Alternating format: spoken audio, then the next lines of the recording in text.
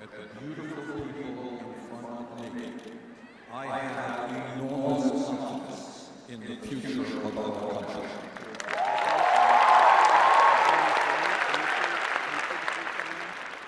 Let me begin by congratulating the graduating class of 2017. Today is an important day in your lives, something that I know you have worked very hard to achieve, and I want to wish all of you the very best of luck in your future endeavors. May I have strangles?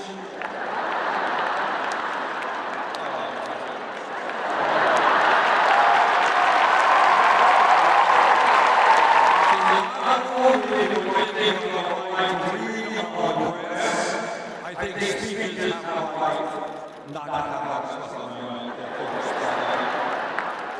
I do know on behalf of my wife and myself to see and to pray that you all live healthy and happy lives, doing the work that you enjoy, surrounded and loved by family and friends.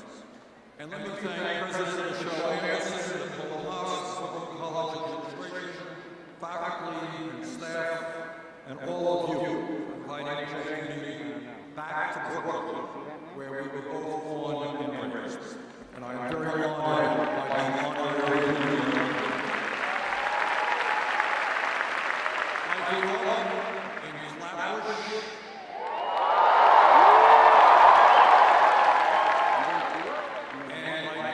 Senator Schumer graduated from James Madison High School. My wife Jane was also raised in Flatbush and Bedford-Stuyvesant and graduated from St. Xavier's High School a few miles away from here.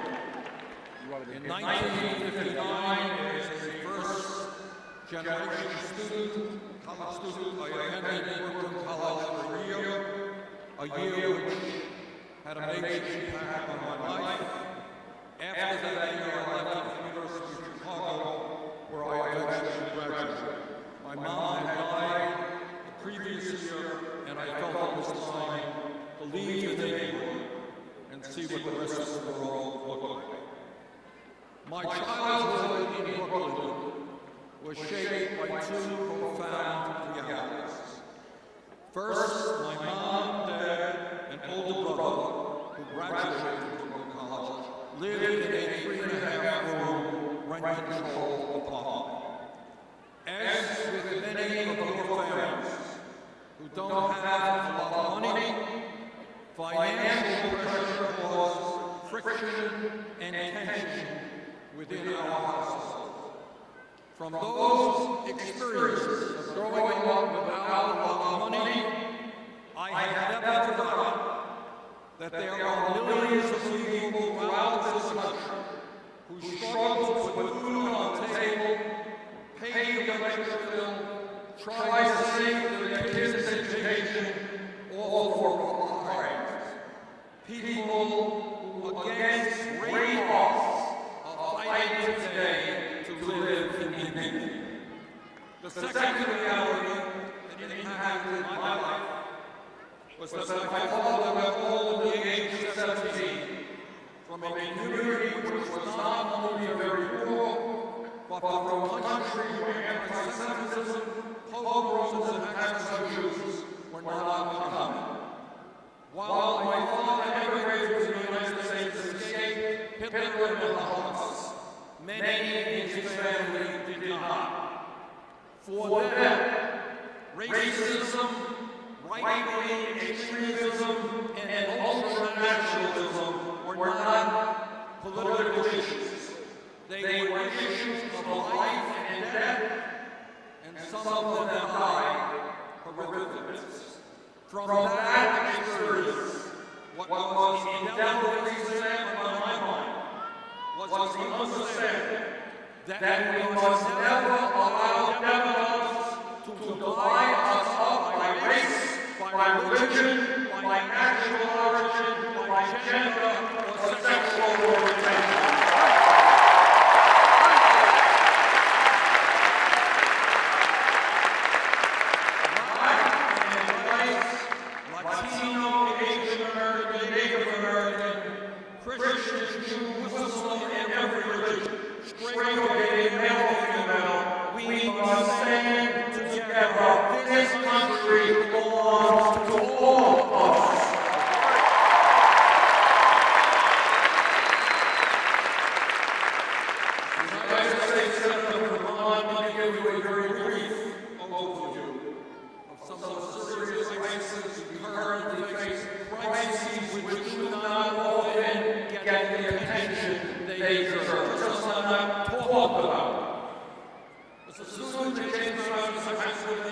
recall my social studies talking about how there were small developing countries around the world that were oligarchic societies, places where the economic and political life of the nation were controlled by a handful of very wealthy people.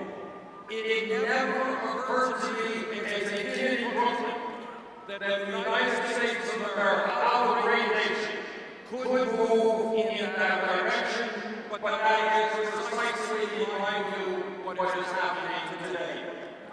Today in America, the top 1/10% owns almost as much wealth as the bottom 90%. 20 Americans now own as much wealth as the bottom half of America, and one family now owns as much wealth as the bottom 42% of our people. In the last 17 years, while the middle class continues to decline, we have seen a tenfold increase in the number of millionaires. Today in America, CEOs are earning almost 300 times what the average worker makes, and in terms of income, while you and your parents are working in some cases 2 or 3 jobs, 52% of all new income generated today goes to the top 1%. Meanwhile, at the same time as we have more income and wealthy economy than any other nation, 43 million Americans live in poverty. Half of the older workers have nothing in the bank as they approach retirement, and in some inner cities and rural communities, youth unemployment is 20, 30, 40%. Unbelievably, in our country today, as a result of hopelessness and despair, we are seeing a decline in life expectancy. People are giving up, and they're turning to drugs, to alcohol, and even to suicide.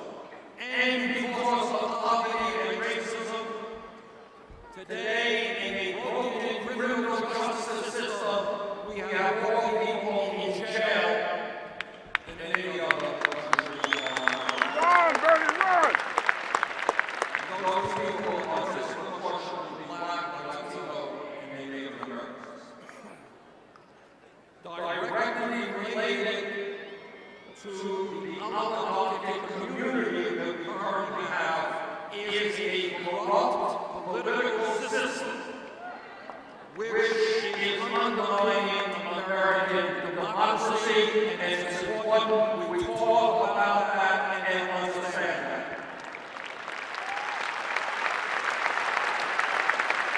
As a result of the Presidential Citizens United Supreme Court decision, corporations and billionaires are able to spend unlimited sums of money on elections, and the result is today that a handful, a small number of billionaires are spending hundreds of millions of dollars every single year, often on ugly 30-second TV ads, helping to elect candidates who represent the wealthy and the powerful.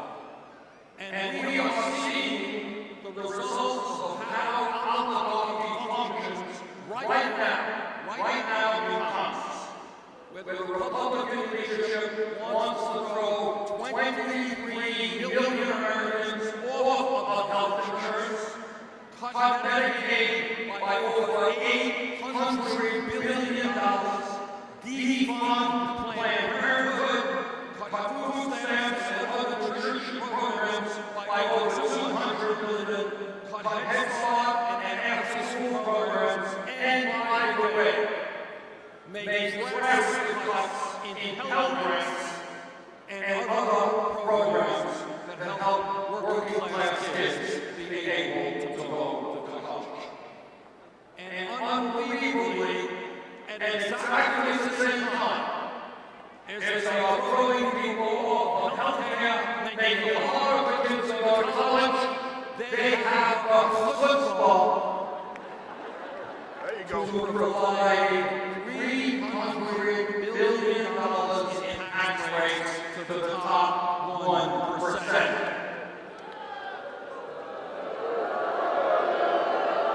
In other words, the very, very rich are getting richer, and they get tax rates. The working class, the middle class are struggling, and they will see drastic cuts, like the debt programs, that could mean survival or not survival for those families. Now, in response to these very serious crises, it seems to me we have two choices. First, we can throw up our hands in despair.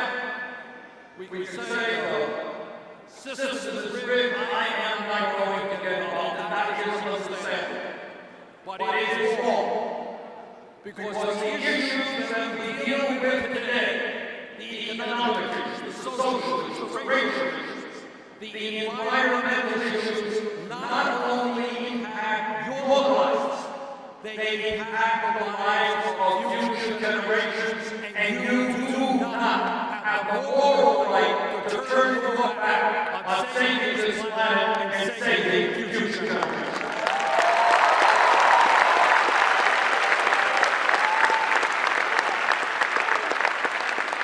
The truth is that the only rational choice we have, the only real response we can make is to stand up and fight back, reclaim American democracy, and create a government that works for all of us, not just for 1%. And for us to do that, it is necessary that we fight for a vision of a new America, an America based on progressive, humane values, not the values of the oligarchy. And what does that mean, briefly in concrete terms? It means that no, we are not going to throw 23 million Americans off the health care they have. We are going to bring about health care for all as a right, not a privilege.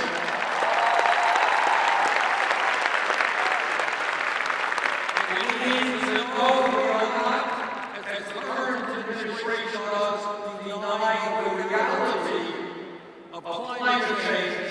No, we are going to take on the fossil fuel industry, transform our energy system away from fossil fuel to energy efficiency and sustainable energy. It means, no, we're not going to cut health grants and other student assistance. We are going to do what Germany, what Scandinavia, what countries all over the world do, and that is to make certain that public colleges and universities are tuition free. And we're going to significantly lower student debt, because we believe that anyone in America who has the ability and desire should be able to get a higher education regardless of his or her income. And what we're not going to do is the Attorney General of the United States now wants. We're not going to put more people in jail. We're going to fix a broken criminal justice system and invest in education and jobs for our young people, not more jails or incarceration. We're not going to defund Planned Parenthood. We're going to vigorously defend a woman's right to choose. Friends, let me conclude by saying this. We live in the wealthiest country in the history of the world. We are seeing an exploding technology which, if used well, has extraordinary potential to improve life. We are an intelligent and hardworking people. If we are prepared to stand together, if we take on greed and selfishness, if we refuse to allow demagogues divide us up. There is no end to what the great people of our nation can accomplish. So today, as you graduate from college, my message to you is very simple. Think big, not small, and help us create the nation that we all know we can become. Thank you all.